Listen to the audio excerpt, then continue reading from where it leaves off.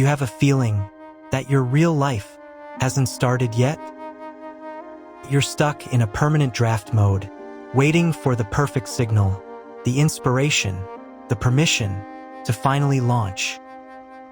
Not laziness. It's not a lack of talent. Smarter and more creative you are, the more dangerous this can be. This could be something much deeper, something ancient. Today we talk about the invisible prison, about the myth of the eternal boy. And if you recognize yourself, we'll also talk about the way out. Picture this. Every morning, a new dream is born. Move abroad, write the book, start the company, change everything. You are a genius, in potential. Here comes the paradox, the one that's painful to admit. The exact moment that dream asks for the first concrete step, something inside you ignites and flees. Because choosing one path means, in your mind, killing all the other possible paths, and that feels like a suicide of the soul. Has this happened to you? Having a brilliant idea and sabotaging it the moment it was time to make it real? This isn't normal procrastination. This is flight, and flying feels good until you realize you have nowhere to land. Flying over responsibilities, over routines, over commitments that tie you down.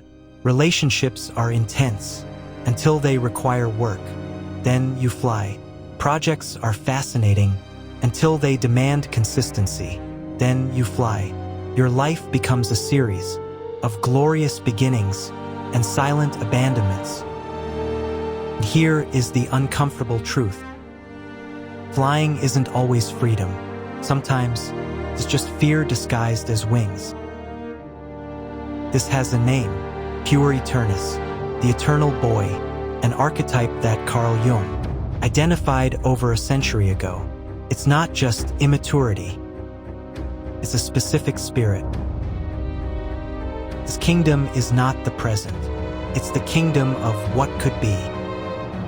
It lives in the potential future, in the pure idea, and the real world, with its gravity, its limits, its slowness, feels like a betrayal of its imagined special destiny. Because the pure usually comes from one of two stories.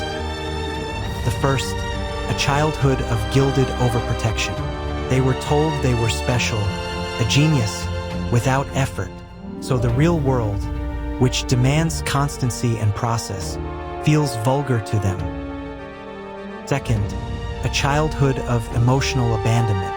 A child who had to build an internal castle of fantasies to survive, a perfect refuge from an external world that was hostile or indifferent.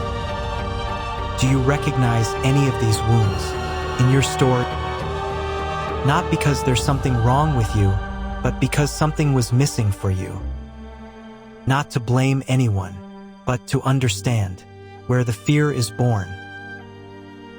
And this is what almost no one tells you. The eternal boy isn't irresponsible.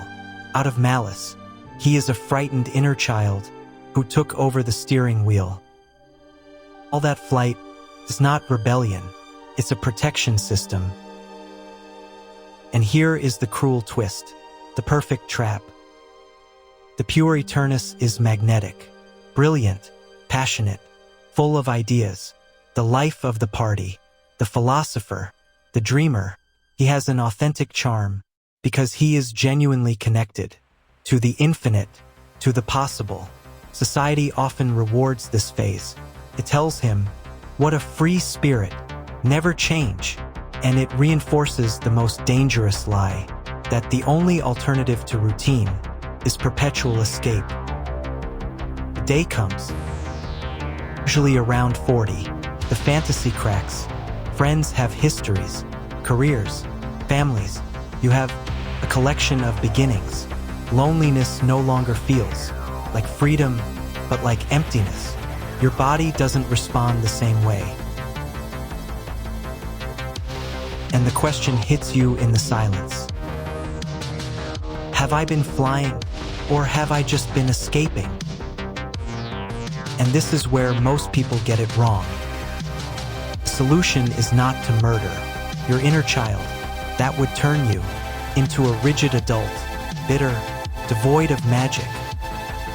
The solution Jung proposed is much wiser: integration, not to kill the child, but to become a father to him. To parent yourself. What does that mean in practice? I'm not going to ask you to change your life all at once. I'm going to give you 3 mindset shifts and 1 concrete ritual. Mindset 1, from flight to gravity. Don't stop dreaming. Choose a single dream and anchor the fantasy to the earth. Say, we are going to build this, and we are going to sweat for it. Discipline is not the prison of creativity. It is the scaffolding that keeps it from collapsing. Mindset 2, the sacred power of the mundane.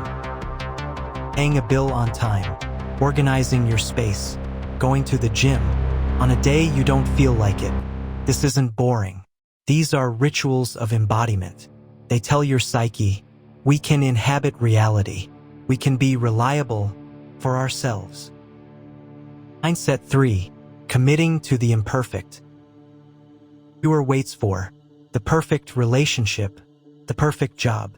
The integrated adult chooses something real and works on it. To accept that choosing is losing possibilities, but it is also gaining identity.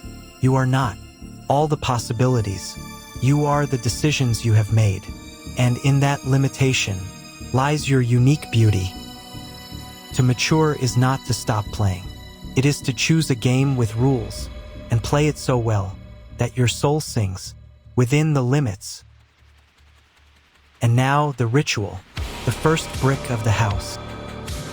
Step 1, observation without judgment. This week, just observe. When do you feel the impulse to fly? In the face of what task?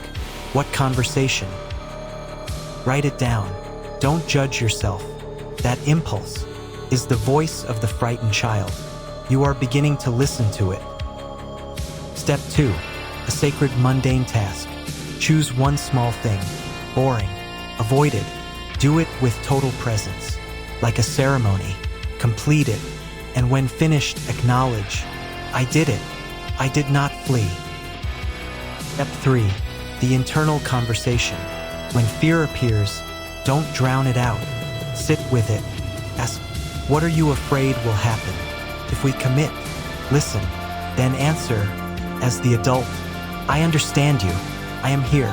We are not going to flee. We are going to build together. Dialogue is the sound of integration. So then, where does this path lead? To a gray life, but to something far more powerful, embodied creation. The child brings the vision, the spark. The adult brings the discipline, the consistency. Together, dreams stop evaporating, and they become works, a finished book, a functioning company, a deepening relationship, a mastered skill. True maturity is not becoming boring. It is becoming solid.